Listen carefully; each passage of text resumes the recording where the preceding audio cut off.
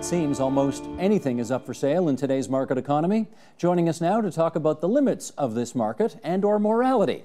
In Newton, Massachusetts, Michael Sandel, professor of government at Harvard University and the author of What Money Can't Buy, The Moral Limits of Markets. And Michael, it's good of you to join us from Massachusetts. I wonder if we can start there with the title of your book, What Money Can't Buy. Care to give us a short checklist to get started? Well, today, Steve, there are fewer and fewer things that money can't buy. If you're sentenced to a jail term in Santa Barbara, California these days, and you don't like the standard accommodations, you can buy a prison cell upgrade. It's about $90 a night. If you go to Washington, D.C. and want to sit in on a congressional hearing but don't want to stand in the long line, you can go to a line-standing company that will hire homeless people and others to wait in the long line, maybe overnight, and then you, like the lobbyists, can go in just before the hearing starts. More fateful things, too. If you look at the way we fight our wars, in Iraq and Afghanistan, there were more paid military contractors on the ground than there were U.S. military troops. This wasn't because we had a public debate about whether we wanted to outsource war to private companies. It just happened. And this has been happening throughout our society. The reach of market thinking and market values into every sphere of life, roughly, I think, over the past 3 decades. And what I'm suggesting is that we need to have a public debate about where markets serve the public good and where they don't belong. Well, those are some of the things that money still can buy, and there are some unusual things on that list that I certainly had not heard before. But how about this? Can money buy happiness? I don't think so, though we sometimes act as if money can buy happiness. I think love, friendship, happiness, these are aspirations and relationships that I think most people would agree in the abstract money can't buy. But even in these domains, money is making its incursions. One of the more fanciful examples in the book is that money can buy expressions of friendship, including these days wedding toasts. Do you know if you can't think of a witty, articulate, heartwarming wedding toast for your best friend at a wedding, you can now go online to theperfecttoast.com and buy one. Steve, it's $149, including shipping and handling. Oh, my goodness. Okay. Well, you do argue in your book that we seem to be moving from a market economy to a market society. You want to explain the distinction there? Yes. A market economy is a tool. It's a valuable and effective tool for organizing productive activity. And market economies have brought prosperity and affluence to countries around the world. But a market society is different. A market society is a place where almost everything is up for sale. It's a way of life in which market values and market thinking reach into spheres of life previously governed by non-market norms, including, in our societies, family life, personal relations, health, education, the environment, national security, criminal justice, and civic life, citizenship itself. And this is my worry, that during these past 3 decades, without fully realizing it, we have drifted from having a market economy to becoming a market society. What do you find particularly objectionable about that? Because obviously some people would argue if you can afford it, why not? Right. Well, it's tempting for those who can afford it to have all of the good things in life up for sale, but it comes at a price, at a moral price that isn't often captured by market values. My main worry with this drift toward living in a society where everything is up for sale is that sometimes market values can crowd out or corrupt or undermine non-market values worth caring about. And that, I think, is something that mainstream economic analysis often overlooks. Most economists, mainstream economists, assume that markets are inert, that they do not touch or taint the goods they exchange. And this may be true enough if we're talking about material goods, like flat-screen televisions. If you give me one as a gift or if you sell one to me, the flat-screen television will work just the same. But the same may not be true with goods having to do with personal relations, social life, civic life. In these domains, introducing market values and market thinking may actually change the character of the goods and crowd out important non-market values worth caring about. Let me pursue that. Okay, let me pursue that with you, because clearly your lack of comfort around this is coming through the TV screen right now. But the notion that we are going to pay as a society, if you like, some kind of moral price, I need to understand that better. Beyond a lack of comfort, what's the moral price that society pays if we go further down this road that you've described? The best way of seeing and assessing the price, Steve, I think, is to look case by case, good by good. Take a pilot project that's been launched in many urban school districts around the United States to lift up academic performance, offering kids cash incentives for good grades or high test scores, or in the case of Dallas, they give second graders, young children, $2 for each book they read. Here is the use of a cash incentive, a market mechanism, to try to achieve a valuable social good, lifting up academic performance. But the danger is that by offering kids $2 for each book they read, even if they do read more books, the attitude, the lesson that we are teaching may be that reading and learning is a kind of chore that should be done for money. And the risk is that if this attitude is what we convey, what we cultivate by the monetary offer, that attitude may drive out or undermine the higher good at stake, which is the intrinsic love of reading and learning. And so in these domains, market values may actually crowd out, in this case, attitudes, higher goods that we ultimately hope to aim at. I hear you, but could you not also make the argument that, hey, we're just teaching kids from the ages of 6 how to be good capitalists? Right. Well, if that's the only purpose of teaching and learning, if that's the point of the public schools, then the cash incentives would be less problematic than they are. But what your rejoinder suggests, Steve, is that we need to, before deciding whether to use the cash incentives, we have to decide what the purpose of education is. If it's only to provide basic training for a capitalist or a consumer society, then I think there would be very little argument, very little reason for questioning the cash for good grades or reading books.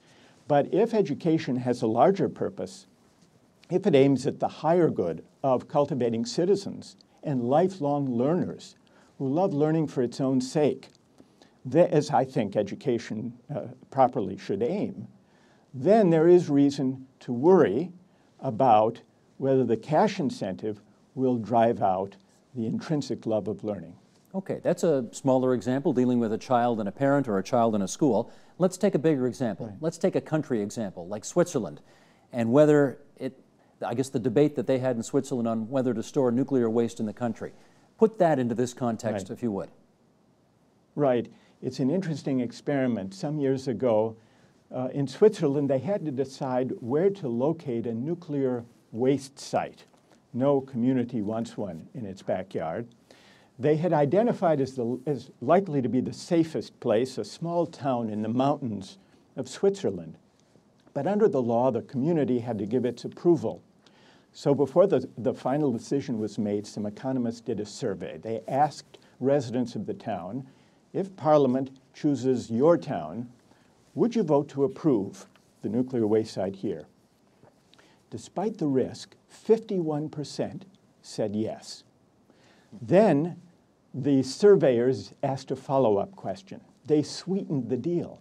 They said, now, suppose Parliament chooses your town and offers each resident of the town a yearly payment in compensation, up to $8,000 a year per person. Then would you accept? And what do you suppose the result was? Now how many accepted? Of what said they would approve? Go ahead, you tell me. Well, it was actually, the number fell in half. Is that right? I would have thought it would. 51 to, I thought it would have gone up. Well, standard economic reasoning would suggest that it would go up. If you offer to pay people to do something, you add an incentive. And two incentives, according to standard economic reasoning, are better than one. So what happened here? Well, some people would say, once they offered the money, people thought, this may be riskier than I thought if they're willing to pay me. But they tested for that possible explanation. And the estimate of the risk by the residents was about the same before and after the monetary offer. So something else must have been happening. And what I think was happening, in fact, they asked the people, why did you change your mind? And their answer was, we didn't want to be bribed. See, in the first case, when they were not offered a cash payment, they were simply asked whether they would accept. They responded out of a sense of civic duty, civic responsibility for the sake of the common good. They figured the country needs the energy, the waste has to go somewhere. If this is the safest place, we will accept the risk for the sake of the common good. But then when money was offered, they viewed what had been a question about civic responsibility as a financial deal, as a transaction. It became a pecuniary relationship. The offer of money changed the character of the question. And now people said, understandably, we are not going to sell out the safety and security of our families for $8,000 a year. A civic sacrifice is one thing. A financial deal to subject our family to risk, that's another matter entirely. I think that's what explains why the percentage fell in half. And it's a cautionary tale, this story about the Swiss town and the nuclear waste site. It's a cautionary tale about the possibility that as money and market values reach into the civic sphere, into social life, into health and education, teaching and learning, the environment, family relations, there is a real risk that introducing money and markets can change the character and the meaning of the goods and of the relationships at stake, sometimes for the worse. Fascinating story there. Michael Sandel, stand by because we are going to broaden our discussion. First, though, we want to show people a few examples of what money really can buy in this modern market economy. Right back.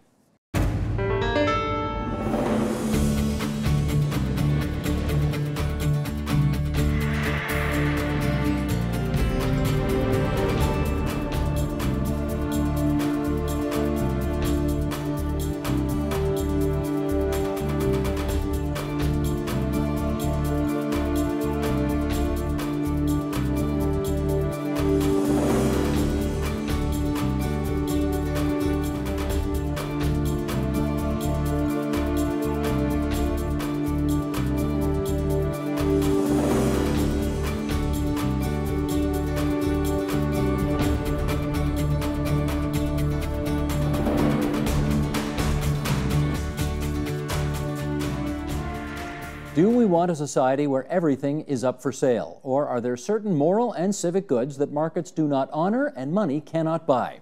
To help us answer those questions, we're joined now by, in Providence, Rhode Island, John Tomasi, professor of political science at Brown University. In New York, New York, Matt Welch, editor-in-chief at Reason Magazine. In Washington, D.C. via Skype, Michael Tomasky, editor-in-chief of Democracy and a correspondent for Newsweek and the Daily Beast. Here in studio, Ronald Biener, political theorist at the University of Toronto, and of course we welcome back author Michael Sandel in Newton, Massachusetts.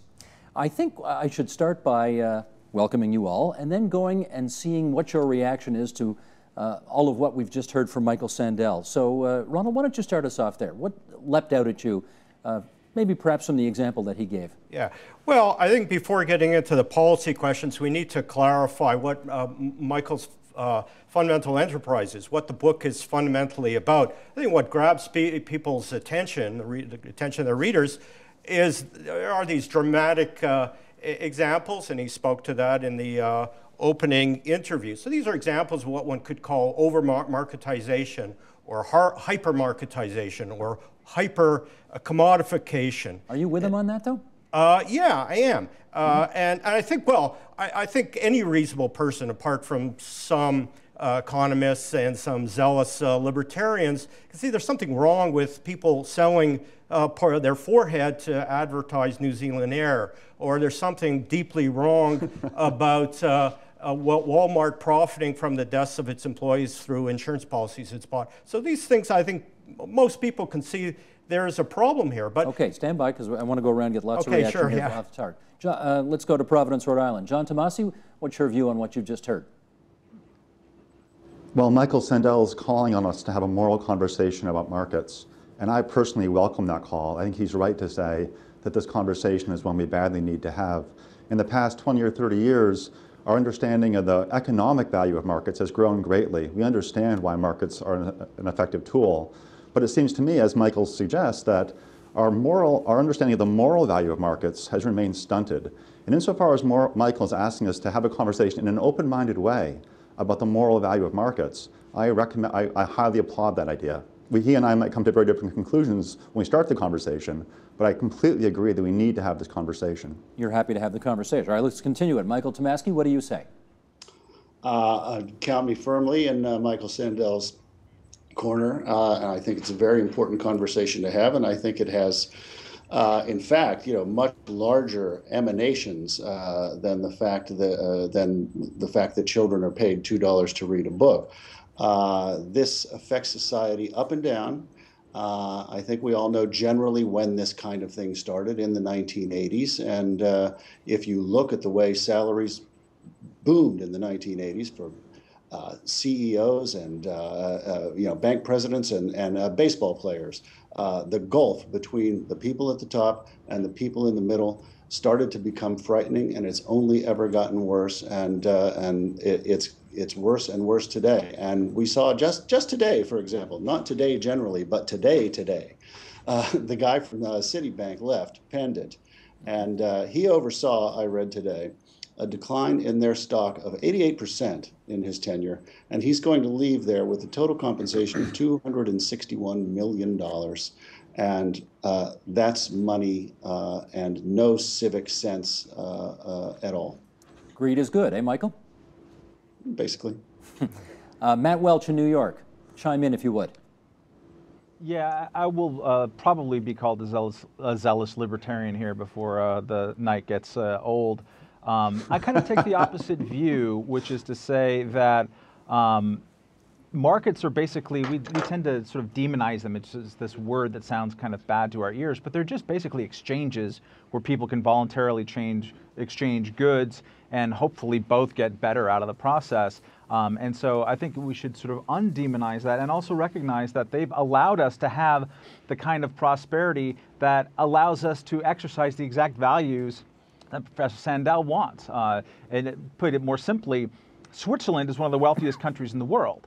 Switzerland, because you are wealthy, that gives you the ability to turn down $8,000 without caring about it too much. If that was in Romania, you would get a much different option. And that's as it should be. The wealth that we get from markets allows us to make decisions that are not based primarily on financial incentives. That's a good thing, and I'm not scared of that. And no amount of people buying wedding toasts is going to throw me off that that ability. It allows us to exercise our own values, which is to say, I would never buy a wedding toast, but I'm not going to allow my revulsion at people who do to preclude them from the right to be able to, because the more you proliferate markets, the more that we get to make choices. Michael Sandel, does he make a good point when he says the Swiss can afford their morals, they're a richer country, but go somewhere else, it's not such an easy question? Does he have a point? I don't think that moral responses or civic virtue are necessarily correlated with GDP. I think that these are decisions that people around the world, in rich countries and poor countries, are struggling with today. In the United States, we have gone further down the road than most countries in putting most everything up for sale. But a similar tendency, less fully worked out, seems to me to be in play in most parts of the world. And I think another common thread as between our experience and that of other democracies is that our During this period of market triumphalism, the kind of unquestioned market faith, the belief that markets are the primary instrument of the public good, during this 3-decade period roughly, I think it's no accident that our public discourse has become impoverished, has become hollowed out. We've fallen out of the habit of debating big moral questions in public. And so our politics becomes increasingly managerial and technocratic, which inspires no one and is a source of, I think, deep frustration, not only in this country, but also in democracies around the world. And I think this has something to do with the appeal of the market faith, because markets seem to be non-judgmental. They seem to spare us the need to have reasoned debate in public about the meaning of goods, about how to value goods. If two consenting adults agree to a deal, only they and only they, need to decide what value to place on the goods they exchange. It's that idea that I mean to question whether we really can have or should aspire to having a kind of non-judgmental, morally abstemious politics, rather than, as I think we should have, a morally more robust and engaged kind of public debate. Ronald Biener, follow up if you would. Yeah, I think the point is nobody here is talking about abolishing markets. Even if we did away with all of Michael's examples of hyper-marketization, we would still have a profoundly market-based society. What we're worrying about, the worries that Michael's articulating so well, is that the market hegemony, that the market colonizes other aspects of social life, and makes us poorer when the market reaches as far as it does. That's the concern. Matt, no one's talking. Sorry. Forgive me. No, Matt, is that a fair point, that markets crowd out morals? Yeah, I'm just trying to figure out how that might work out in my personal life, for example, or the lives of the estimated 1 billion people who have been lifted out of poverty over the last 30 years during this era of so-called market triumphalism. I mean, I am able to make decisions based on non-financial considerations, and there's a marketplace, if you will, for these morals, and I think we do have these discussions out there, and people make their preferences known, and so I don't see this crowding out happening. I think we can make our claims out there and try to live how we see fit based on our own values. That's a good thing. I mean, we should have competing set of values and robust discussions out there. And what I'm worried about is that actually these kinds of discussions can lead to revulsion-oriented restrictions. And there's a case under discussion in the book about kidney sales. I mean, we feel like it's terrible, the idea to sell your kidneys. Well, people are dying every day on waiting lists that can never possibly be met according to the current regime. So as a kind of a pragmatic moral consideration, from my point of view, let's talk about how we could possibly use markets and to overcome our sense of revulsion so that people don't die. It's important, I think, to keep grounded in the reality of things here too. Michael Tomasky, can I get you to react to that? Yes, it's not just a question, I think, of our personal choices. There's something called society, and there's something called a common interest, or as Michael said earlier, the common good. And this is a real. This is kind of bold of me in the current company, but this is a question of political philosophy. That it's a general conservative argument that if everyone pursues his own self-interest, then that will give you society, and that will give you a just society.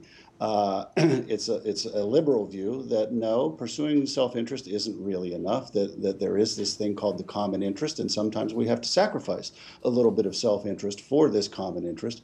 And this ties in my mind, very clearly to a debate between market morals and civic morals. And sometimes civic morals have to take precedence, and we just do that far less often as a society, I think, than we did, 40 years ago. Well, John, let's take that example that we just heard a moment ago about the kidney sale. If you don't sell kidneys, more people die. If you do sell kidneys, there are huge ethical and moral questions. Where are you on that continuum? Part of what's wonderful about Michael's book is that he gives us these exciting examples that are just so much fun to get into and discuss. But Michael says he wants to have a moral conversation about the foundational issues. It seems to me if we take up the issues case by case, good by good, the way he asked us to, we're being asked to take up the questions pretty far downstream, conceptually speaking. If you take the questions up downstream that way, they've already picked up a lot of speed, there's a lot of moral energy around the questions, and it's fun to play with them. But if you're serious about wanting to have the moral conversation about markets, you need to, at least briefly, climb up the river to the springs up in the mountains and have a conversation about those foundational issues. Can I say a word about that? Sure. So the question Michael asks is, what things should be for sale? And if we ask that question at that foundational, at the very beginning, when we're assessing our fundamental values of our society, some people might say, well, if things should be for sale, people should decide for themselves what's for sale. Michael, though, says, no, we should have a moral conversation as a community about what things should be for sale. If we're asking that question up at the foundational level, where we start thinking about our political norms, Michael must be right. We have to have a conversation up there because markets are social constructions. When we enforce one property rights regime rather than some other one, we've made a moral choice. That's a community choice. So let's agree with Michael that we have to make a choice as a community. But now, what choice should we make? If we're up there trying to decide what things should be for sale and what things should not be for sale, what values should guide us? I think values that should guide us include things like mutual respect for our fellow citizens. Those are the values that should help us make the decision. And working with the cases downstream, I think will call us away from that important moral conversation. Well, let me get you back upstream then at the spring where this river begins. And again, hit me on the head with it. Are you for or are you against the kidney sale? I think people can have recognized the moral importance of markets. There are economic reasons, there are economic reasons for markets. What I think we need to do now is think about the moral reasons for markets. When we affirm a market society, not a market economy, but a market society, we make a certain statement about how we think people should be respected. When for example, do we think we respect our fellow citizens by restricting their economic liberty, by restricting their ability, for example, to buy a kidney? That's a moral question. I think it's a question we should have together. Did I hear an answer there? I'm still really. not Did I sure. just dodge your question? I'm still not sure I heard an answer, but I tried a couple of times, so I'm going to leave it there. Ron, we heard the example. We heard the example, Ronald, earlier in the interview with Michael about paying kids to read books. Where are you on that? You think that's a good idea? Well, I take Michael's point that you know, if one's reading a book because someone's paying one to do it, one's doing it instrumentally, and that does drain away the intrinsic joy of reading, or it could do, or at least one has some anxiety that people will be reading it for the wrong reason. They'll be doing it because it supplements their allowance, and not because they love reading. It may be that if you draw them into it with these incentives, the joy of reading grows on them. That would be a good thing.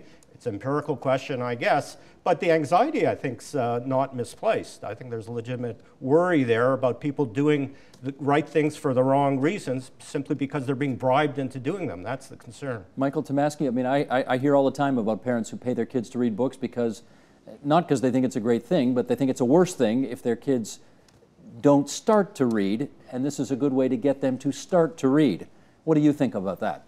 Yeah, well, I'm going to perhaps confront this. I have a 27-month-old daughter, so maybe ask me in 2 years. Look, I think a small financial reward as an incentive, as an added incentive to engage in a behavior that doesn't harm other people or doesn't get into other people's spheres and doesn't harm a common project that we're all supposed to be a part of, can be okay in certain circumstances. So in other words, I guess I'm leaving myself wiggle room for the next couple of years. But my concern about those kind of incentives is when they adduce, I suppose, behavior that could be harmful to a larger common interest. Let me read something here that Lawrence Summers, your former Secretary of the Treasury of the United States, and Michael Sandel, your former president at Harvard University, he had to say during a morning prayer at Harvard's Memorial Church. He said, "We all have only so much altruism in us. Economists like me think of altruism as a valuable and rare good that needs conserving. Far better to conserve it by designing a system in which people's wants will be satisfied by individuals being selfish and saving that altruism for our families, our friends, and the many social problems in this world that markets cannot solve." Let's go around a bit on this. Michael Sandel, your former president, you think he's onto something there? Right. Well, this is a passage, Steve, as you know, that I quote in the book, and I quoted as an example of a view that is widely shared among many economists.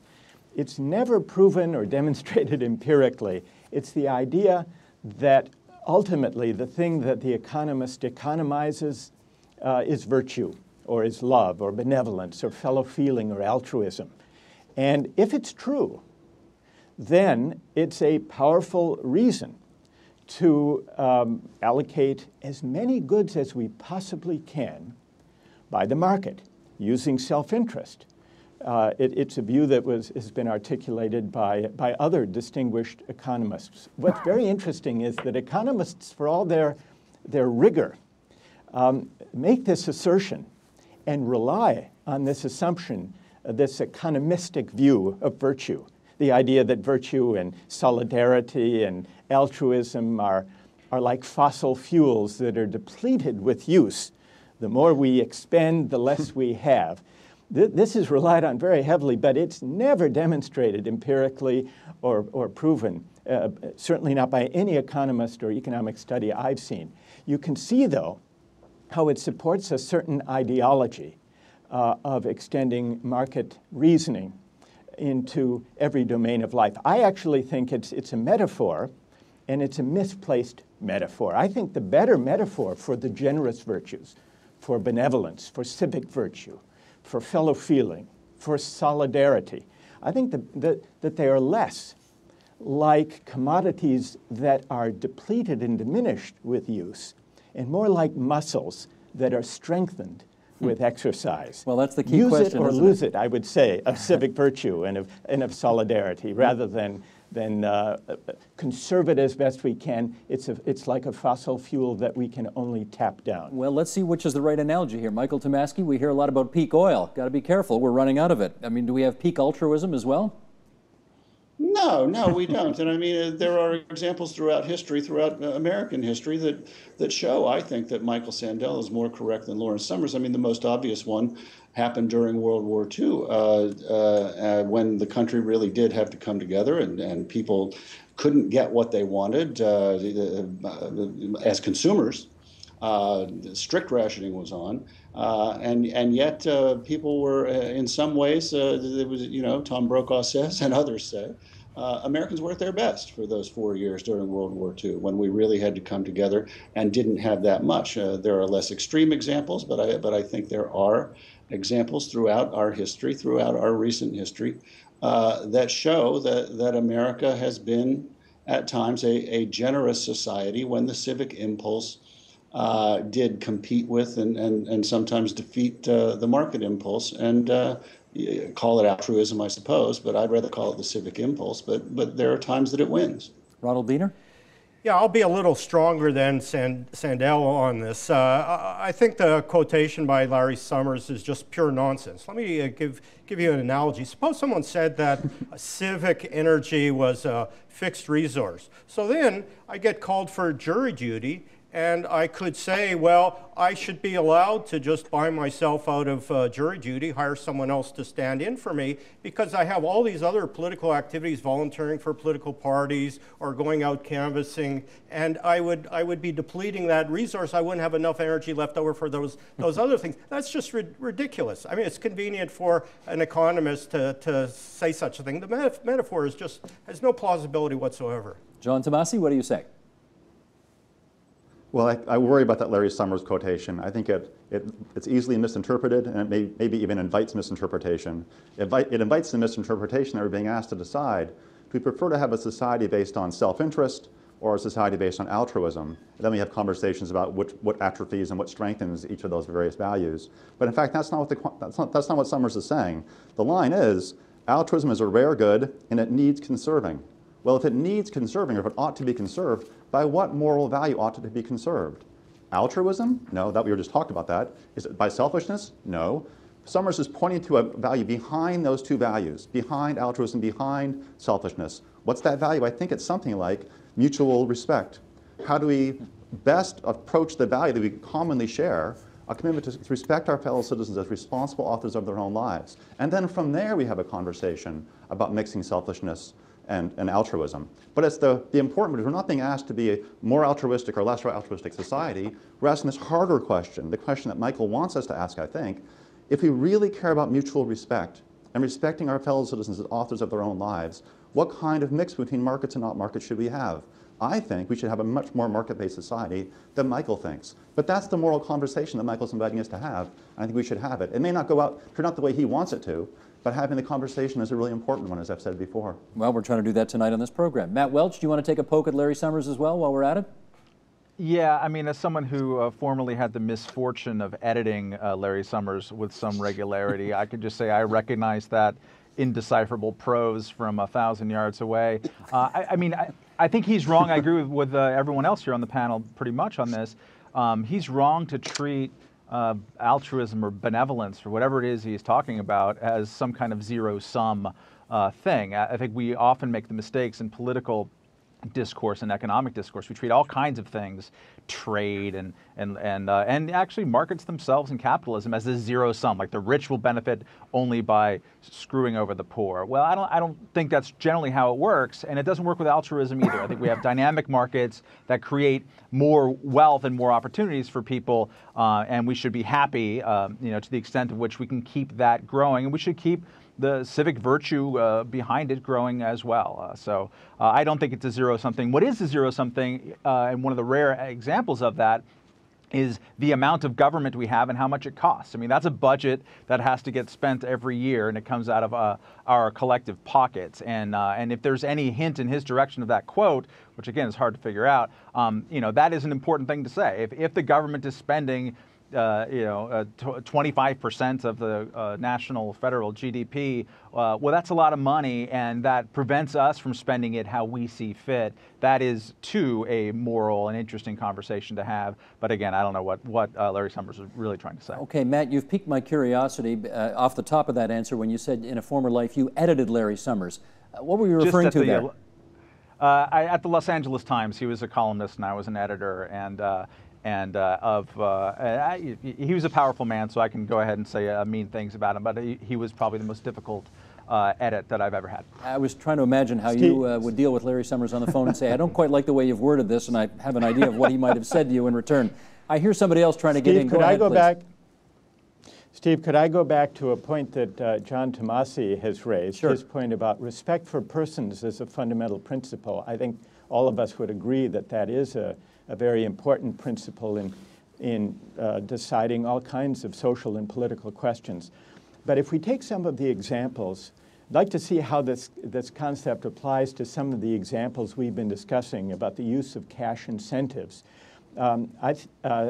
Take a charity that's out there now that's trying to solve the problem of babies being born to drug-addicted mothers. And the way the charity goes about it is to offer $300 cash to any drug-addicted woman willing to be sterilized. Here's the use of a cash incentive, controversial program, the use of a market mechanism of the kind that I point to as moving in the direction of market triumphalism. Now, suppose we take John's principle of respect for persons. I think it can, in many cases, be the case that taking seriously respect for persons and their dignity may argue against the use of cash incentives, even though it might constrain their choice, rather than in favor. Is it clear, for example, that offering a drug-addicted woman $300 to be sterilized, it's giving her a choice, but through the use of a cash incentive? No, but theoretically, she's in no condition to make that choice, is she, if she's addicted to drugs? Well, here's the question. Is that use of a market mechanism and what some might call freedom of choice or consent, is that truly an expression of respect for her to say, I will pay you to be sterilized? Let's get an answer from John on that. Or is it a violation of her dignity to subject her to that kind of offer? John, you want to come back on that? Yeah. I think it's a fabulous example, and it's like the other example of Michael's that I particularly like about the woman he reports who, to send her child to college, accepted $10,000 to have an online casino domain name tattooed permanently across her forehead. So what do we make of that? What do we make of that morally? Well, I think, again, we need to sort of go at least to the foothills behind the stream questions and ask, well, what's the background institutions we're affirming? If we affirm, let's say we affirm institutions that reject any kind of social safety net. Let's say we have a kind of aggressive capitalist society where, as it turns out, there's grinding poverty, there's no college-based incentives for college tuition programs for poor people like this woman's family, and she has no choice but to perhaps put this tattoo on her forehead. But now imagine a different society that's also very strongly marketized. We have a very limited government, but with a strong social safety net for people who are willing to work, can work, and can find jobs. Because we affirm entrepreneurialism, we emphasize markets, we embrace markets. Now in that society, the person makes the same choice. Do we think that respect for persons requires that we evaluate just the choice she is making? I think the question about respect for person asks us to ask, well, what institution should we have? Is it appropriate to have a social safety net? Why or why not? Okay, I think John, you want forgive me. I'm going to jump in here because we're running out of time, and I do want you to hit this nail on the head. In the one case you've given about the woman with the tattoo, we may think that's a dumb decision that she made, but she was of a sound mind to make it. We're talking about a drug-addicted woman in the other example being paid $300 to be sterilized. A drug-addicted woman, we infer from that example, not of sound mind to make that decision. Do you make a distinction here? Yes. I do. I think the addiction part makes a complication that's hard. It's hard for us to sort that one out. So I'm skeptical that the person who's addicted should be allowed to make that decision. Though I think we should be very, very careful before we limit the economic liberty of our fellow citizens. Respect for our fellow citizens as adults requires that we, whenever we can, enable them and put them in a position to make responsible choices for themselves. If that means having a social safety net, then we should have that. But I think we should be very careful in the name of morality, before in the name of morality, we start limiting the freedom of our fellow citizens. Okay, appreciate that. I want to quote, and Matt, I'll give you the first kick at this, because this is your former senator we're going to be quoting here. Here's Bobby Kennedy, just a few months before his death at the University of Kansas. Too much and too long, we seem to have surrendered community excellence and community values in the mere accumulation of material things. Our gross national product, if we should judge America by that, counts air pollution and cigarette advertising, and ambulances to clear our highways of carnage. Yet the gross national product does not allow for the health of our children, the quality of their education, or the joy of their play. It does not include the beauty of our poetry or the strength of our marriages, the intelligence of our public debate or the integrity of our public officials. It measures neither our wit nor our courage, neither our wisdom nor our learning, neither our compassion nor our devotion to our country. It measures everything, in short, except that which makes life worthwhile. And it tells us everything about America except why we are proud that we are Americans.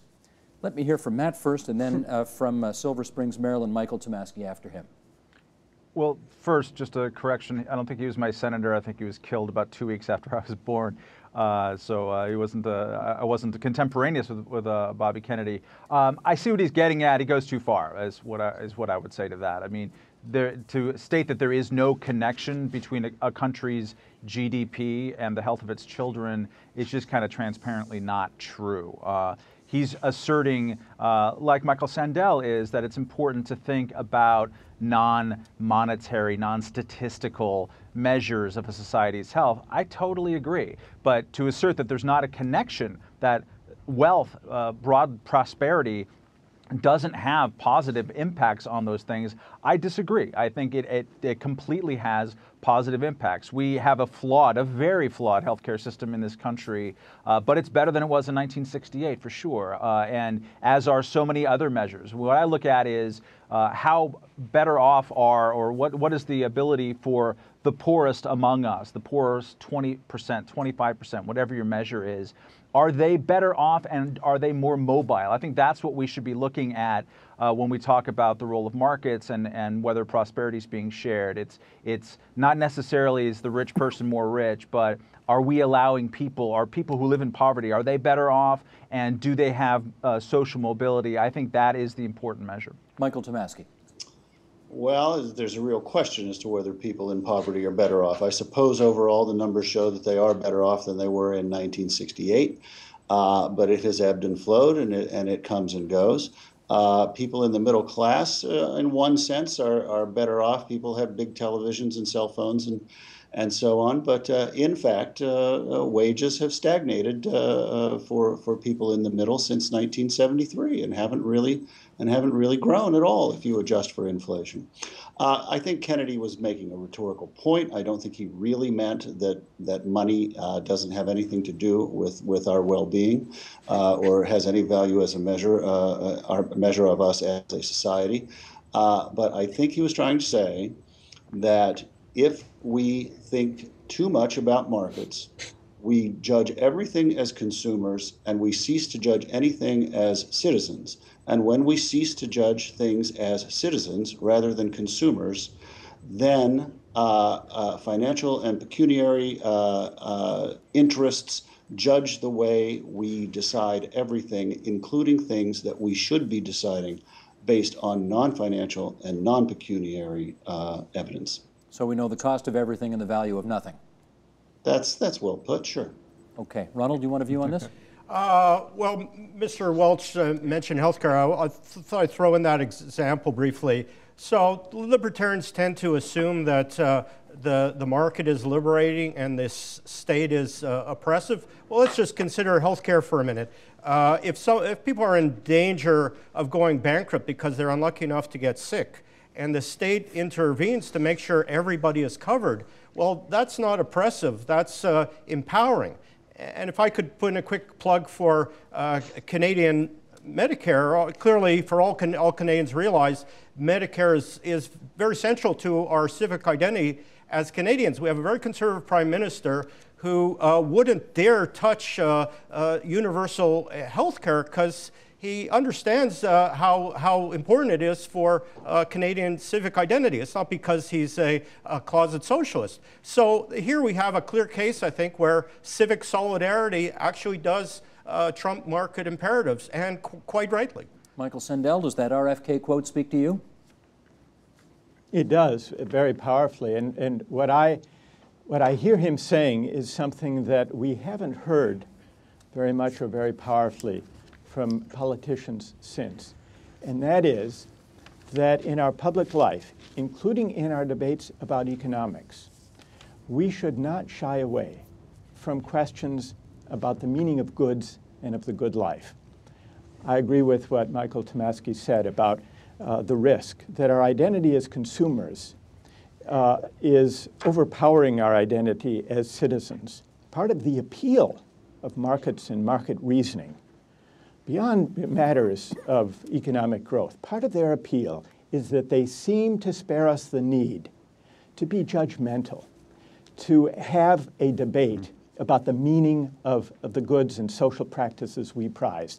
I think what Robert Kennedy was gesturing toward was the idea that we need a public life that engages directly with the big moral questions that people actually do care about, including how to value the good things in life.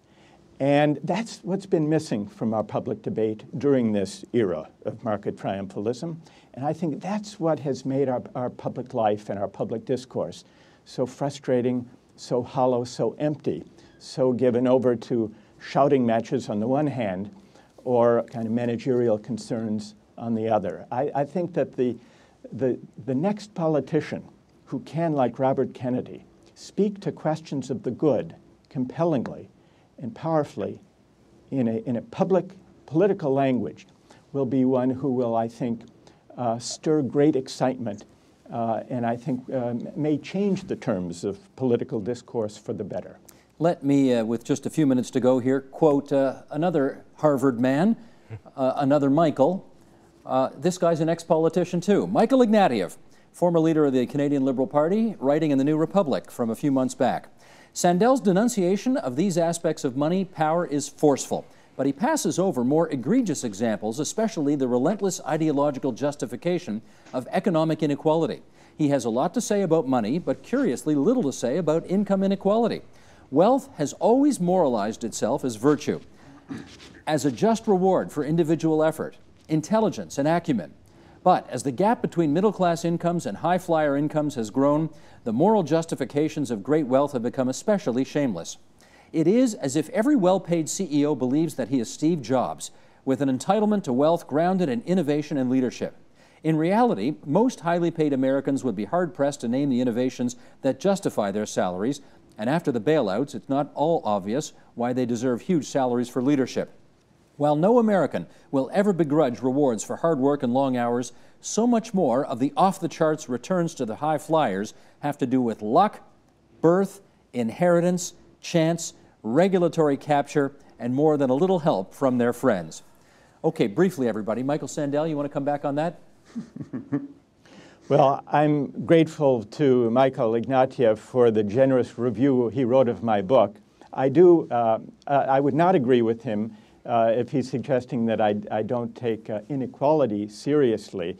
The point of my book is to suggest that inequality is sharpened and its effects are made much worse and more damaging by its having coincided, that is, the growing inequality having coincided with a period in which we have marketized everything, put everything up for sale.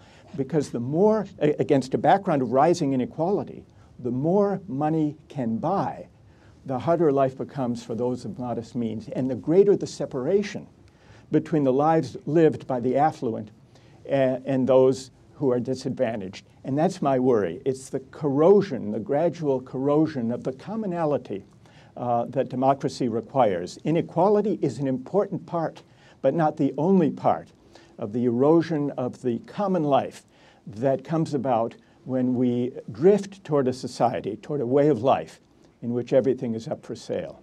Matt Welch, do you think, as Mr. Ignatieff suggests, that wealth has been turned into a kind of a virtue? I think that, I disagree with Michael Sandel in that as more things are for sale or as markets proliferate, that it's harder for the poorer people, for the poor 10, 20, 25%. Actually, it's much better for those people than the opposite. I mean, just think of the poorest 25% in China today compared to 30 years ago. There is more inequality, broadly speaking, but they're so much more better off. They need to be much more better off in the future, and hopefully they will be. I think choice and markets give us more choice, and it gives us more inequality.